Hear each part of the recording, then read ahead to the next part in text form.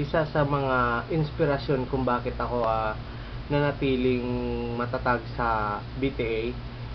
Isa sa mga iniidolo ko, isa sa mga taong hinahangaan ko. Maraming salamat sa pagkakataon. Pangalawang pagkakataon na ginagawa ko to.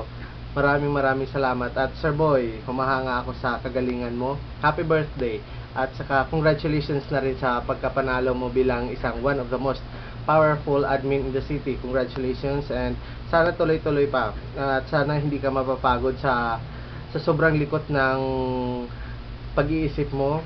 Doon pa lang humahanga na ako sa'yo. Maraming salamat, at ipagpatuloy lang natin. Ipagpatuloy mo lang yung magandang adhikain mo at hangarin mo sa BTA. Maraming salamat, at isa ako dun sa napabilang, at isa ako sa nagiging admin.